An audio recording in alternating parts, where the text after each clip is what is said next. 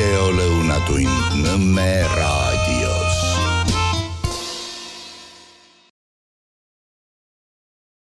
Tere, läheme siis edasi. Jutt oli eelmisel korral sellest, et Eesti rahva suur eripära seisneb selles, et me teeme väga palju igasuguseid lolle asju. Aga enne kui me sinna juurde lähme, ma tuletan siis meelde, mida need meie lambikesed tähendavad. Need on siis meil advendiküünlad, mis on nüüd rõõmuga jaanipäevani vastu pidanud. See on jaanipäev. Need on 3 apelsini armastus, 3 apelsini vastu, mis räägib improvisatsiooni tähendusest meie saates.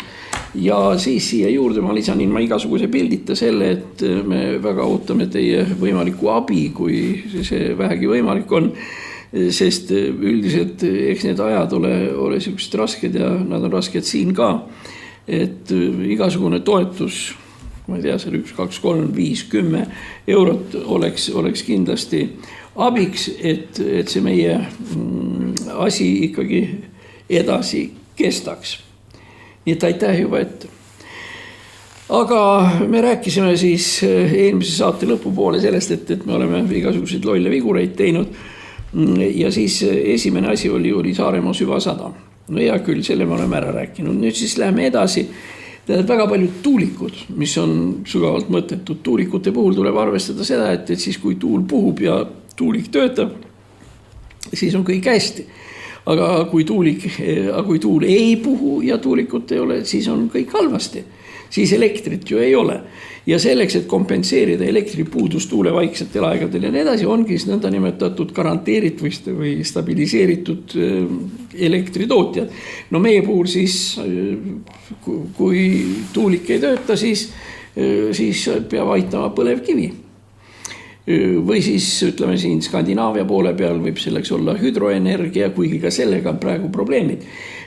Soome kohta hiljuti avaldati uurimus 1 paar päeva tagasi selle kohta, et Soome järvistute veetase on väga oluliselt langenud, sealhulgas ka näiteks Saima suurjärvistu. Ja küll siis on uuritud, et ühe või teise või 3. asja pärast, mis seal süüdi on, kindlasti ikkagi see kliima soojenemine nii edasi, jamps nagu see on. Ja tegelikult nüüd jõuti enam-vähem sellele järeldusele, et suuresti on süüdi hüdroelektrijaamade tammid. Et teatud tingimustel nad peavad vett kinni ja siis järvistutes veetase langeb. No ükskõik, on mis on, aga energiaprobleem eksisteerib, aga tuulikud kindlasti ei ole selle probleemi lahendamise vahend.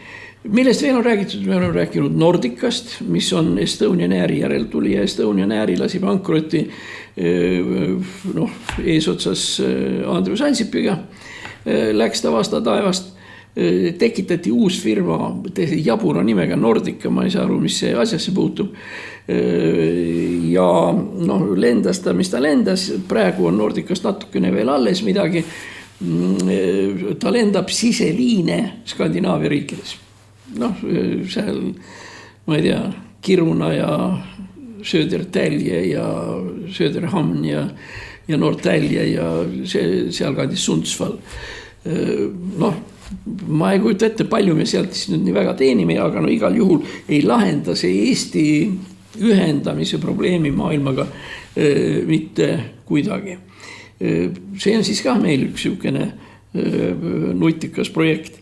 Siis, mis puudutab Rail Balticut ja me tuleme selle juurde hiljem veel tagasi, Rail Balticu ehituse käigus meie suur rahvakunstnik ja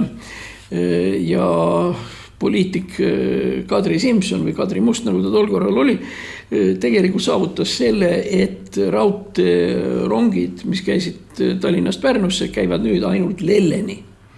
Ja Lellest edasi mitte midagi tehtud ei ole, ehitatud ka eriti suurt midagi ei ole, aga et see formaalselt peaks nagu ette valmistama ehitusgrundi nendele masinatele, mis hakkavad tööle Rail Balticu ehitamiseks sinna edasi. Rail Balticuga on veel üks lugu, ma nimetan veel ühe viimase käki, need on Koidula piiripunkt.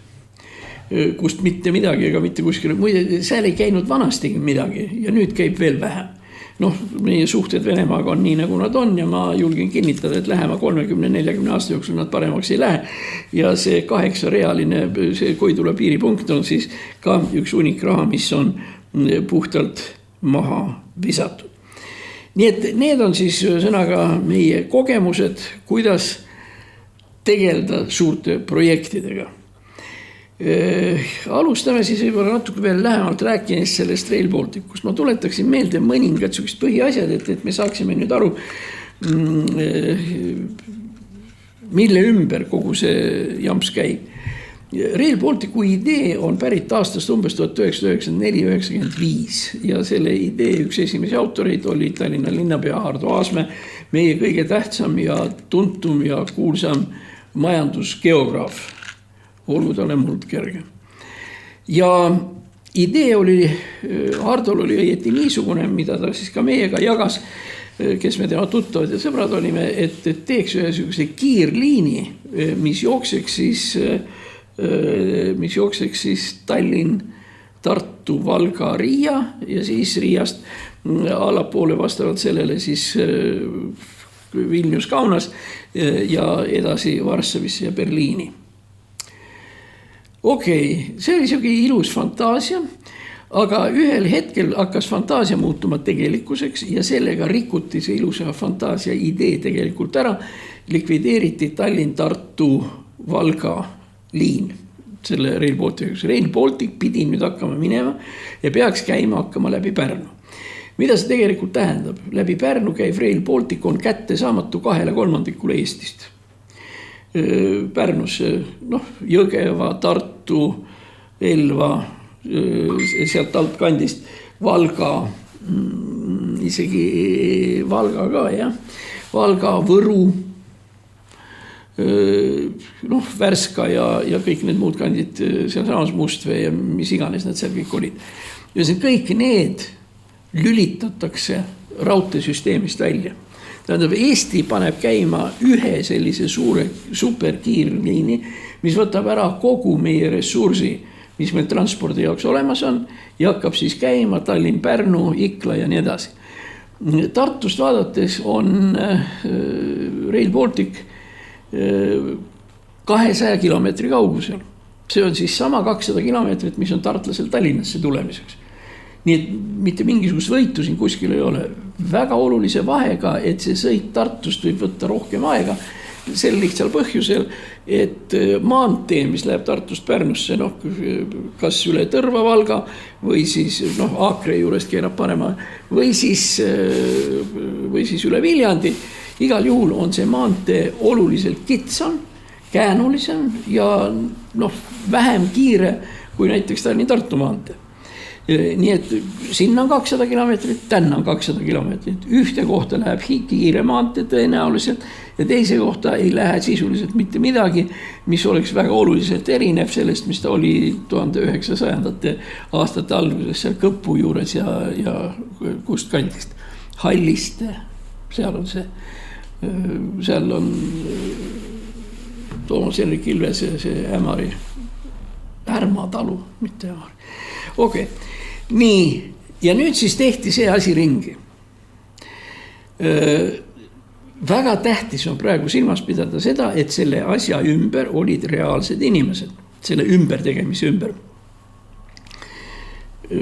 Omal ajal peaminister, aga edasi siis Euroopa Liidu, Euroopa Komisjoni asepresident transpordialal oli Siim Kallas. Ja talle allus hiljem kuritegevusega kuulsaks saanud transpordidirektooriumi peadirektor Henrik Hololei, kes keevitas endale taskusse piletite raha Araabia Ühendemiraatidesse igale poole sinna kanti. Ühesõnaga, varas vist või? Ühesõnaga selge. Nii, ja nüüd Eesti poole peal, kes veel seda Rail Balticu, seda lolli ideed läbi Pärnu edendas, oli siis tol korral ka Juhan Parts. Rahvas peab teadma oma kangelasi. Nii, nüüd siis, eks ole, me ehitame selle välja kuni seal Iklani, sealt läheb edasi nii edasi. Nii, nüüd on siis see seis meil põhimõtteliselt järgmine. kõigepealt tuletame meelde, milleks seda Rail Balticu ideed vaja oli ja milleks oli vaja Rail Balticut üldse. Esimene vastus, inimeste vedu. Selleks, et inimesed saaksid Tallinnast üle valguskiirusega, ma ei tea, 200-250 kuni 300 kilomeetrit tunnis, saaksid selle sutsakaga Tallinnast näiteks Varssavisse või Berliini. Kusjuures muide Varssavi oli veel see esimene koht, kuhu pidi jõudma. Seejuures jällegi põgus pilt maakaardile näitab, et Varssavi ei ole veel Kesk-Euroopa muide.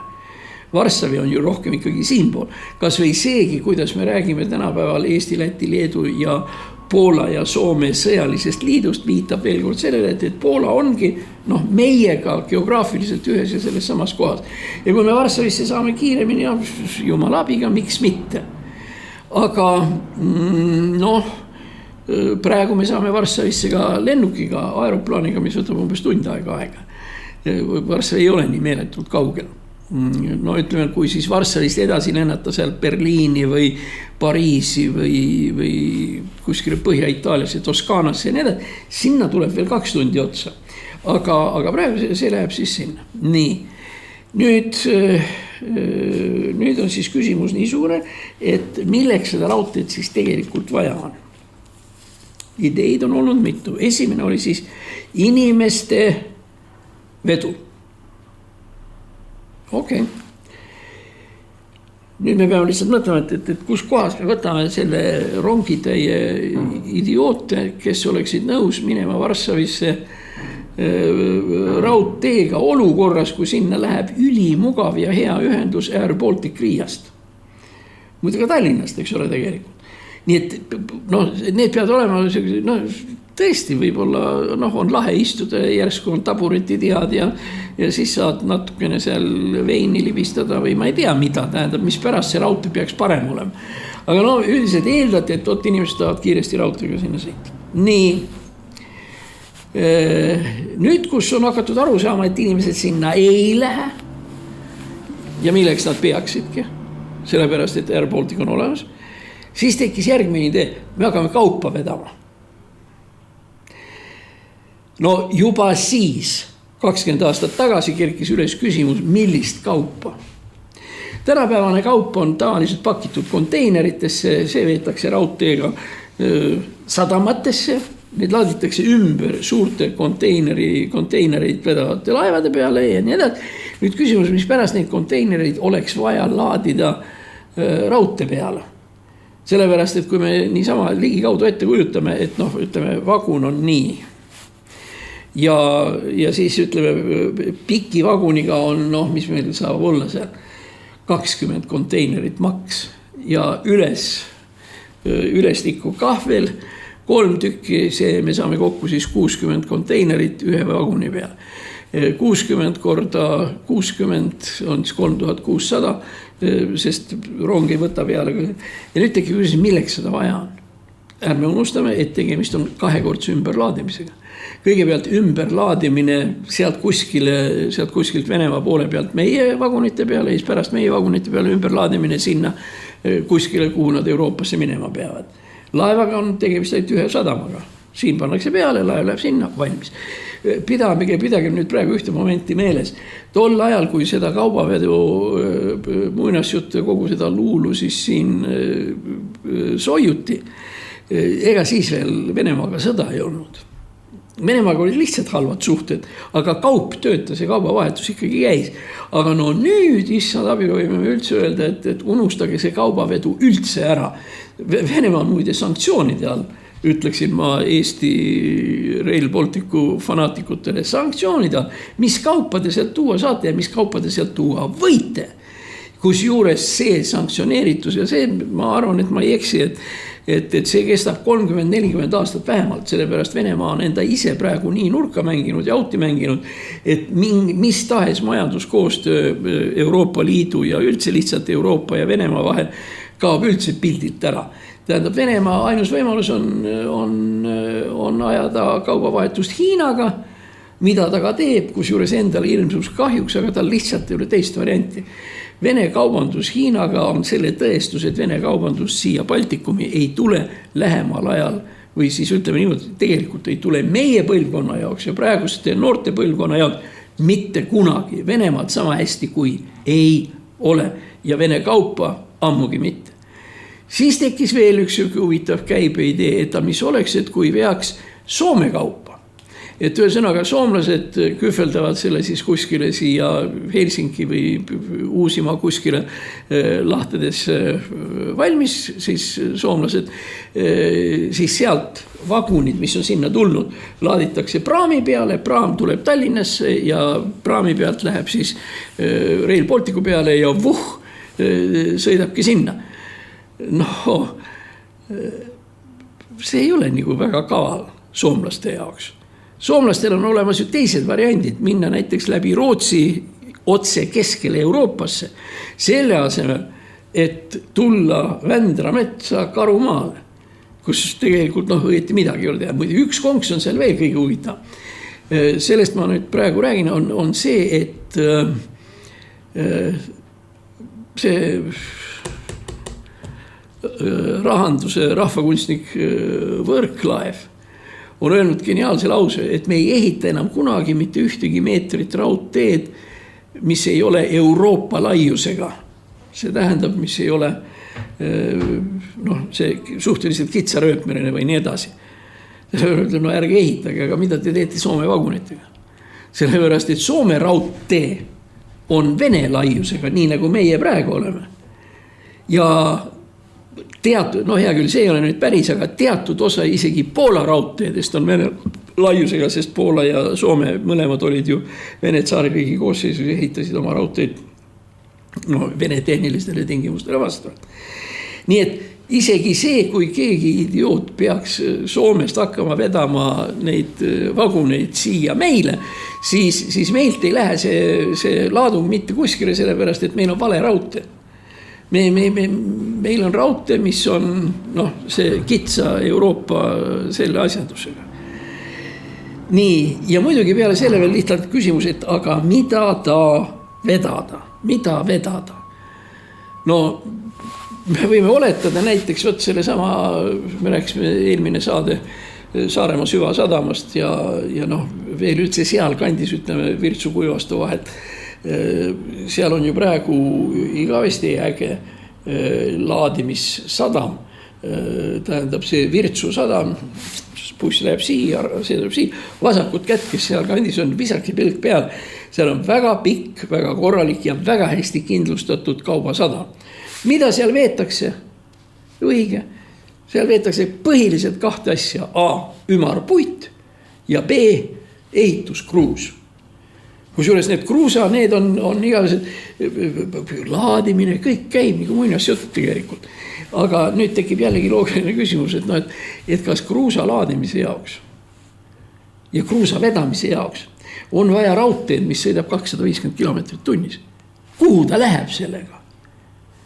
Ja muide, üks asi veel siin, seda on siin meie oma rahvakunstnikud nüüd juba tõeliselt targad inimesed on kuidagi öelnud, et oi, aga me hakkame vedama fosforiiti. Selle peale ütleme esiteks, halloo, fosforiidi vastu sõdides saime iseseisvaks. Oletame, et nüüd on see kõik asi olnud. Igal juhul fosforiidi maardlate maht Eestis ei ole kaugeltki mitte nii suur, nagu see oli. Ta pidi varustama, ühesõnaga fosforiidi maht oli niimoodi, et kevadel suvel kaevandatav fosforiit pidi enam-vähem ära katma Nõukogude Liidu olulisemad teravilja, põllud ja asjad. Praeguses olukorras, kus fosforiidi eripära on selles, et ta on mürgine muide. Ja juba tol korral, kui me võitlesime siin fosforiidisõjas ja nii edasi, tegelikult oli teada, et fosforiit on mürgine ja oluline probleem juba siis oli kaevanduse all oli see, et aga mis juhtub siis, kui kaevandajad lähevad selle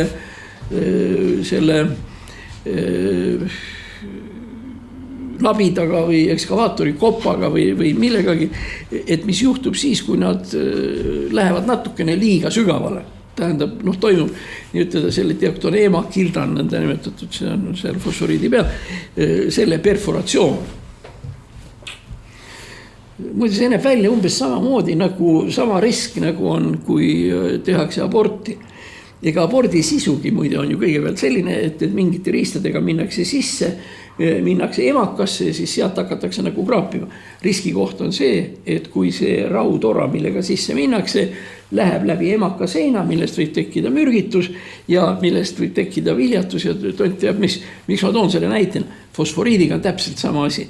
Sa lähed sinna sisse, aga mis juhtub siis, kui sa sinna selle augu teed. Oletame, et me oleme jõle kõvad kaevandajad, need fosforiiti lihtsalt ühe fosforiidi maardla pärast luua raudtee eraldi, no see on ikkagi üksjagu väga jabur mõte. Muide, raudtee maksumus oli 3 miljardit alguses, nüüd on seda kuskil 7-8 läinud.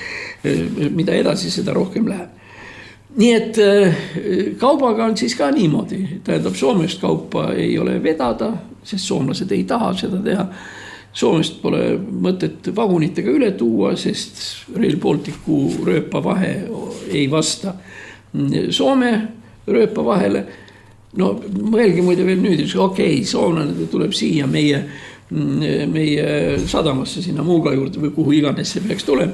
Ega siis seal on juba niimoodi, et seal läheb aega, et see vagun on vaja ümber laadida peenema raudteevõrgu peale või kitsama raudteevõrgu peale. Jällegi aeg. Ega see, mida iga rahvusvahelise äriga seotud inimene teab alati ütelda, et üks koht, kus mingi asja oma hind kasvab, on seotud laadimistega. Laadimine on üks kõige kallimaid töid üldse, rääkimata sellest, et laadimine on ka üks kõige riskantsemaid asju. Laadimise käigus juhtuvad igasugused asjad, mina olen ka seotud olnud, ütleme rahvusvahelise äriõiguse ja nii edasi, mis juhtub, need samad kotid või konteinerid laaditakse vale rongi peale. Või siis need samad kotid ja nii edasi laaditakse maha vales kohas. Või siis see vagun, kus kotid peal on, sõidab valesse kohta. Lisaks selle laadimise selle käigus, mis siis, kui see laadiv kraana kukub maha ja näiteks laevast läheb lihtsalt kukub vette. Mingisugune protsent on tahad või mitte, on laadijate kindlustus. Laadijad on muide need töölised, kes on laadimisprotseduuri kõige kallim element. Sellepärast, kuna nemad võivad ka igasuguste kottide asjade vahele jääda, siis nende kindlustushinded on väga kõrged. Ja kui me paneme kõik need asjad kokku, siis hakkab jälle mõtlema, et huvitav, et milleks meil seda raudteed seal siis nüüd vaja on. Nii et esimene teema oli meil see, et on vaja inimesi vedada, inimesi ei ole, kaupa vedada, milline kaup, kellele, kuhu ja nii edasi. Ja nüüd juhtus üks väga huvitav asi. Et üks daam, kes on praegu ühe fraktsiooni juht Riigikogus, ütles välja järgmise teema. Rail Balticut on vaja selleks, et vedada sõjaväelisi kaupa. Nii, okei, andestame, ma olen 100% kindel, et see daam ei ole sõjaväes käinud, mina olen. Ja ühesõnaga ma olen ikkagi näinud ja tean, kuidas sõjaväesju tehakse, kuna ma töötasin ja teenisin diviisi staabis, minu eriala, ma olen tõlk. Ja ma olen diviisi staabi 5. korrusel taganurgas peldiku kõrval. Aga see, mida all staabis tehakse, ma paratamatult näen, tean ja kuulen, mida siis seal räägitakse. Nii et kui sa oled istunud seal, siis sa näed, millega mehed tegelevad. Niisiis sõjaline vedu, esitame küsimuse. Sõjaline vedu, kes või mis? Esimene küsimus võib-olla on see, et on vaja, kui asi sõjaliselt jamaks läheb. Esimene asi, mis on vajalik, et on vaja sõdureid ja koos automaatide ja kuulipildujatega vedada ja nii edasi. Tähendab, tuua Euroopast siia Eestisse. Selle peale ma ütleksin niimoodi, et siis kui see sõjaks juba läheb, siis siin tegeldakse juba selle sõdimisega ammu ilma nendeta, kes Euroopast tulevad. Kui palju mahub ühe rongi peale reisijaid? Ja pange siia juurde nende langevarjud ja automaadid ja värgid ja nii edasi, ja küll 300-400 tükk. Ehk teiste sõnadega see ei anna meile rügementi. See vähe. Järelikult ühe rongiga vedad nii ja veel 200-250 kilomeetrit nii edasi.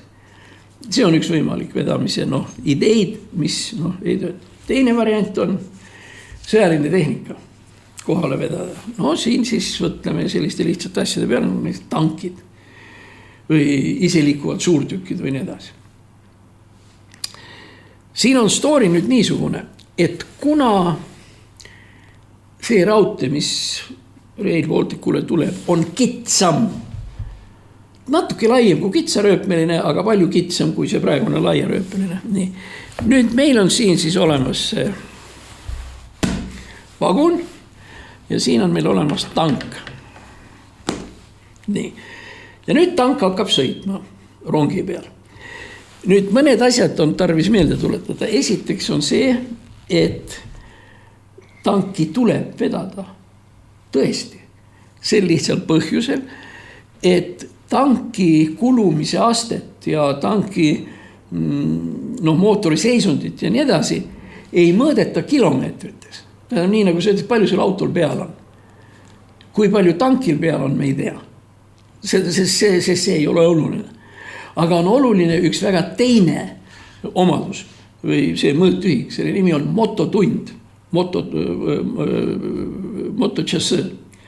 Mitu tundi on mootor töötab. Normaalne on tanki kulu puhul on 120-130.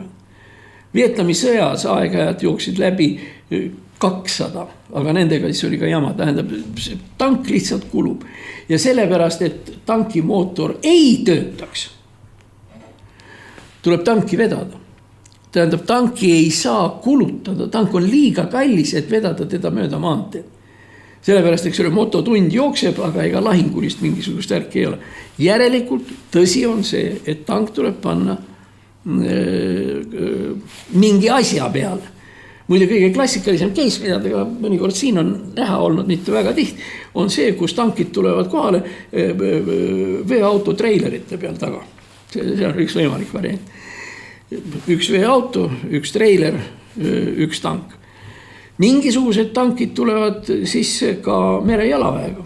Kui on meredessant, siis tank sõidab ilusti madalasse vette alla ja jälle jõuab kohale. Need on need asjad, mis toimivad ilma Balti raudteeta, ilma Rail Balticuta. Seal on üks väga oluline konks veel juures. Ma nüüd näitan seda natuke teistmoodi. Vaat see nüüd on, eks ole, on vagun. Ja see siin on nüüd tank. Niimoodi. Ja kui nüüd see raudtee siin all on kitsas, siis risk, et tank kukub maha nii või naa, on oluliselt suurem. Sellepärast, et kui ta laia peal, siis on paigas. Aga kui ta ei ole laia peal, siis kas kõik trossid peavad teda kinni? See, kui nad teda raputavad seal. Lisaks sellele, mida meie tütarlaps ka muidugi ei arvesta ja arvestada ei oska, on järgmine teema, tanki peale maha laadimine. Tank ei ole võimalik ju tegelikult, tank ei sõida ise platvormi peal. Seal peavad olema siis kas vastavad toed või mingisugused ka rööpad või mingisugused siinid või midagi, mida mööda tank sõidab üles ja siis keerab paremale poole ja siis ta hakkab sõitma. See on pool lugu. Veel hullem lugu, hea küll, see on võimalik. Oletame, et konkreetselt nimetatud daam eeldab, et Poolast. Kui see tuuakse Poolast või kuskil, siis on see veel, mingil määral arusaadav. Seal kuskil taga Poolast, seal Krakowi juures või kus iganes, aga siin on siis tankipolgud ja värgid need, siia läheb raudtee ja siin on siis need siinid või need betoonkonstruktsioonid, mida mööda tank saab üles sõita. See on pool lugu. Teine pool lugu on, kuidas tank sealt maha tuleb. Sellepärast maha tulemine siis peaks, juhul kui siin sõda käib, siis maha tulemine võib siin olla kuskil, ma ei tea, Aegviidu metsades või Alutagusel või susi teda teab, kus kohal, kuhu see, Iklas, eks ole, või Papiniidul või kuhu seda rassi teeb. Ja see on üks kõige keerulisemaid tankioperatsioone üldse. Ja kui praegu räägitakse sellest, et Nõukogude Liit võitis Kurski tankilahingu, Prohorovka tankilahingu ja nii edasi, siis siin oli tegelikult 2 momenti. Esimene moment oli see, et venelased oskasid, nad tõid kohale palju suurema koguse inseneri väeosi kui tankiväeosi. Sellepärast, et neil tekiks võimalus tankiga sealt platvormi pealt maha sõita. Teist varianti ei ole, tank ei hüppa. Ja teine põhjus, mis on muidugi ka väga oluline, on see, et seda ütles meie tankipolkovnik Ants Laaneots kunagi, et raudtee eripära on selles, et ta on joonkonstruktsioon. Nii nagu maantee ja nagu elektriliinid ja nii edasi. Raudtee on joon. Ja selle peale ütles Laaneots väga õigesti, et sellise asja puhul piisab pimedast, kurttummast, alaarenenud Vene diversandist, et see raudtee õhku lasta. Seepärast, et nii kui ta hakkab tulema, ühesõnaga Vene diversant, kes hakkab sealt Peipsi tagant tulema, ta ei pea otsima minema, kus kohas see raudtee on. Ta lihtsalt peab minema kogu aeg otse ja ta komistab selle sama Balti raudtee otsa või Rail Balticu otsa ja laseb selle õhku. Teine põhjus, miks sakslased kaotasid Prohorovka tankilahingu oli see, et ma arvan, et ma ei eksi, kui ma praegu ütlen, et Kurski kaare all või sinna läbi Valgevene ja Lõuna-Leedu läks kas 7 või 8 paari raudteid Saksamaalt siis siia. Nad, nagu öeldakse, õmmeldi ümber, kitsa asemele tehti laiaks. Mitte lai kitsaks nagu meie oma, vaid sakslased tegid kitsast laia selleks, et tankid seal oleks ja nii edasi. Aga selle 7-8 rööpa paarist 7 lasksid partisanid õhku. Sellepärast ei ole midagi lihtsamat, ei ole midagi ilusamat kui raudtee õhku laskmine, see näeb ka eemalt ilus välja. Vaadake praegu nüüd teise kandi pealt, mis toimub Ukraina-Vene sõjas. Ukrainlastel on praegu väga suur eelis ja venelastel on kööga. Sest iga hetk jäävad nad ilma igasugusest maismaa ühendusest Krimmi poolsaarega. Miks? Sellepärast ukrainlased lihtsalt lasevad seda asja õhku. Kusjuures kõige fuljumlugu on see, et ukrainlased lasevad õhku mitte ainult droonidega. No mis on kallis tegelikult, eks ole. Nemad lasevad õhku oma partisanide ja terroristide ja eriväeüksustega. Selle käesoleva sõja suur võit on droonide võit, aga väga oluline on ka erivägede olemasolu. Ja eriväed on need, mis peaksid meid veenma selles, et igasugune jutt on Rail Balticu sõjalisest tähendusest, on otsast lõpuni jabur ja muide seal on veel üks väga oluline argument. Meil on vaja, kuna venelased võivad tulema hakata, meil on vaja, eks ole, jalaväelasi ja lennuväelasi ja suurtükiväelasi ja nii edasi. Selleks, et olla Venemaa vastu.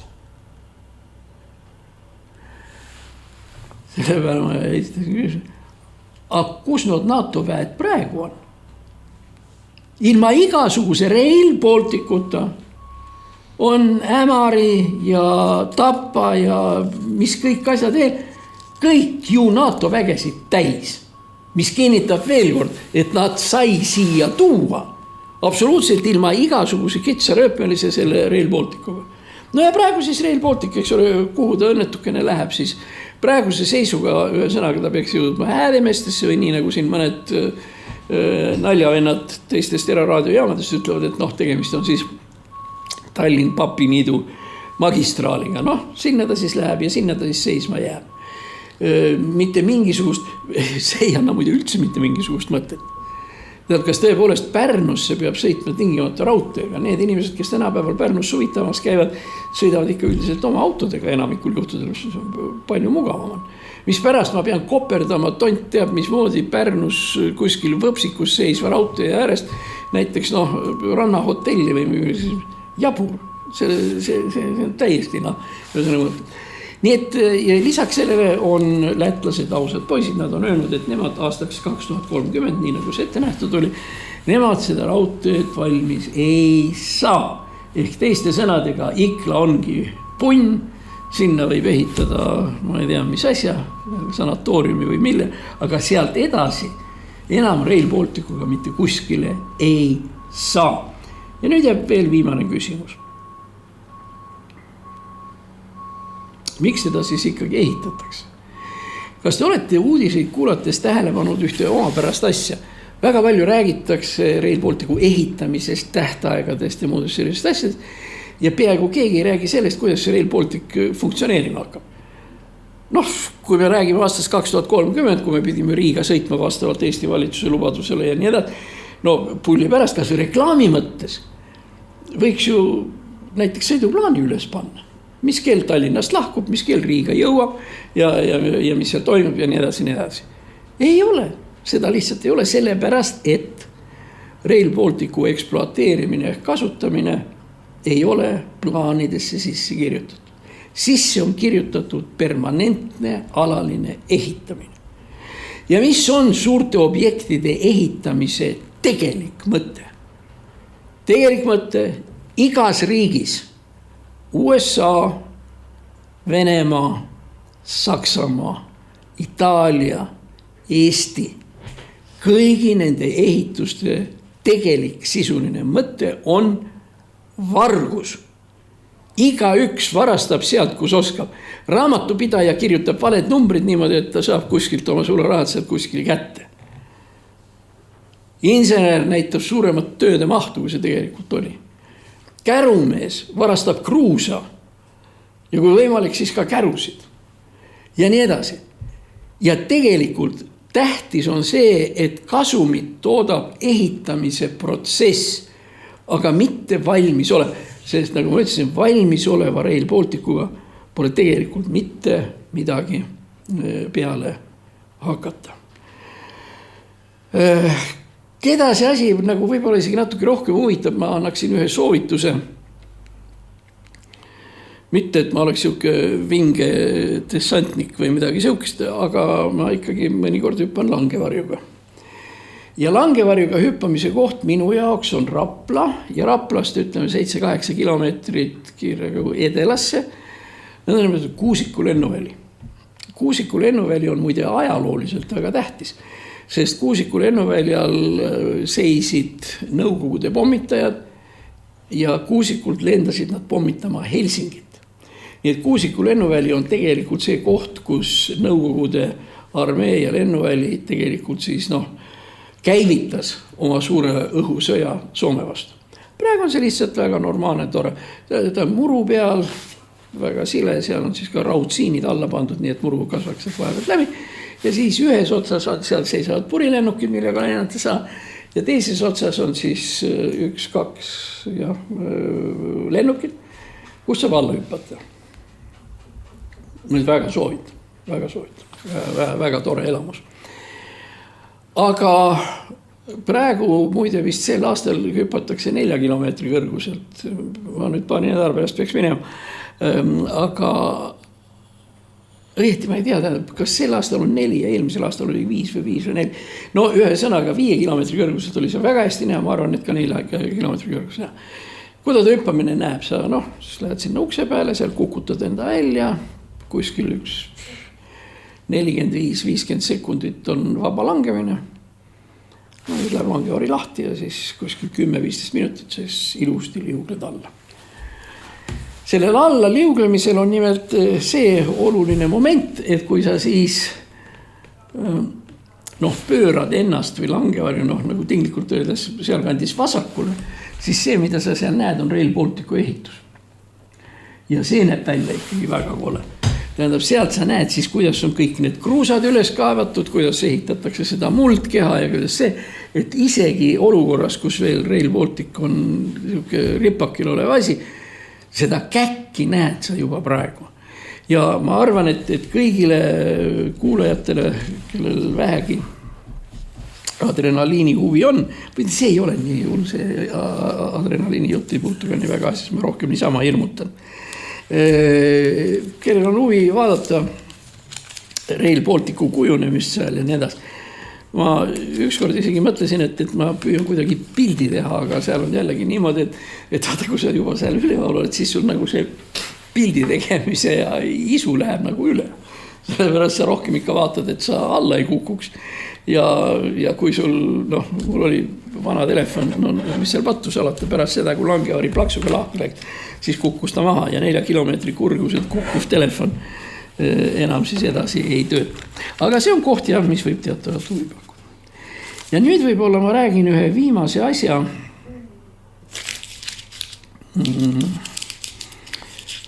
Tegelikult neid asju on siin ka mitu. Tähendab, ma mõtlen, kas ma räägin midagi head või ma räägin midagi halba. Ma räägin tegelikult 2 head asja, 3. jätan kõrval.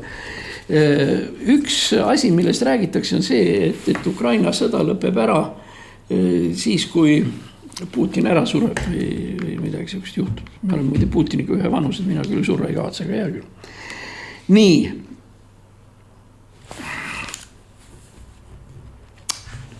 Milline on siis Vene juhtkonna vanuseline koosseis?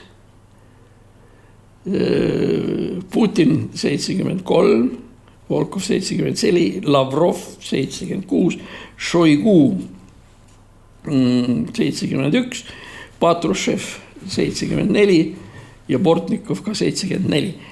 No ikka on. Selle peale ma ütleks nii, et kui nad ükskord surema hakkavad, ma kardan, et nad lähevad kõik järjest. Nii nagu oli Brežnevi ajal, eks ole, tasus Suslovi ots lahti teha ja läks. Aga viimane asi, mis ma tahaks nendest nagu natukene rääkida, on see, et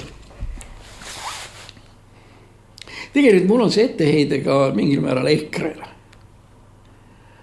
Aga rohkem muidugi Putinile. On see, et nende aetav poliitika on kuri. Kas te olete tähele pannud, kui kurjad on EKRE inimesed, kui nad räägivad? Nad sõimavad kõiki, nad vihkavad ja mis iganes. Putiniga sama asi. Putin ise veel nagu püüab ennast tagasi hoida, aga Lavrov või ükskõik kes sa seal võtad, need on väga kurjad inimesed. Ja pärast seda, kui nad ütlevad, et nad hoolivad oma rahvast, no ma ei usu seda. Inimene, kes on kuri, ei saa oma rahvast hoolida. Aga nüüd on kontrast. 90. aastate alguses sai Venemaa peaministriks Viktor Tšernomõrdin.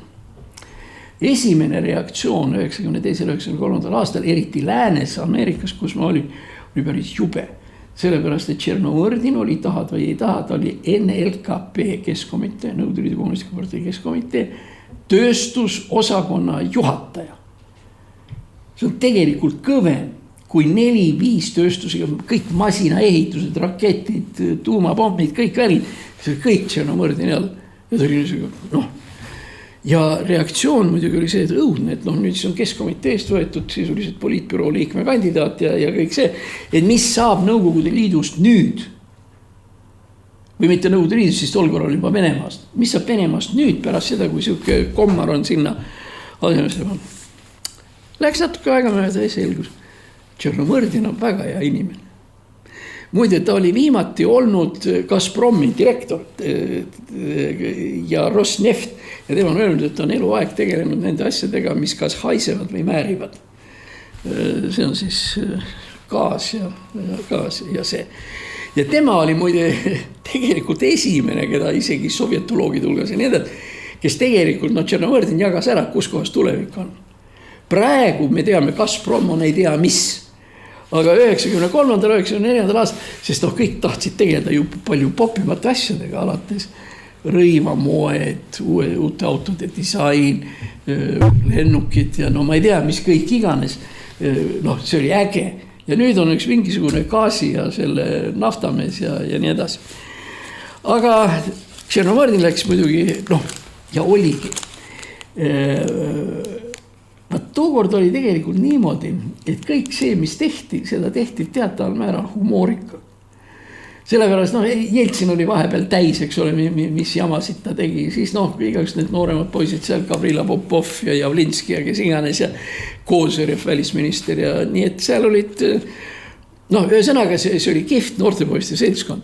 Ja nende noortepoiste hulgas oli suhteliselt vanem mees siis Tšernomõrdin. Tšernomõrdin peaminister läks ajalukku tegelikult siis sellega, et ta on öelnud terve rida lauseid, mis on koomilised ja mida ta ei mõelnud. Ta ei olnud jutumees, ta ei osanud ilusti rääkida, aga iga kord, kui ta midagi ütles, siis sageli kohmasse kuskile. Muide tõele auandes pärast seda ja neid lausekesi nimetatud Tšernomõrdinkateks. Ja seal hiljem arvutiga ja mismoodi seda asja tehti, et teatud osa neid Tšernomõrdinkaid oli kirjutatud tema nõunike poolt, kes jagasid ära, et võt, see teeb Tšernomõrdini populaarseks ja siis ma sinna juurde.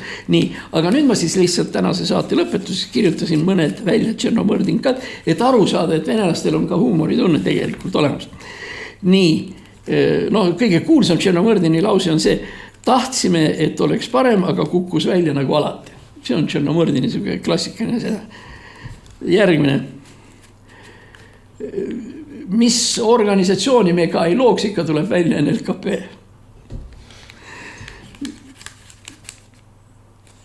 Valitsus pole mitte see organ, kus tuleb töötada keelega. Alati seisab meil miski, mis seisma ei pea. Mõeldud oli majandust. Mitte kunagi pole niisugust olukorda olnud ja nüüd jälle. Me oleme oma tööplaanist täitnud kõik punktid A-st B-ni.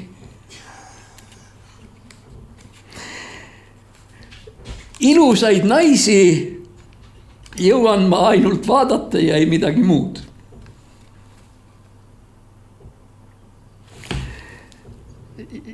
Meie majanduse kõige raskem probleem on see, et nii arstid kui ka õpetajad tahavad süüa iga päev.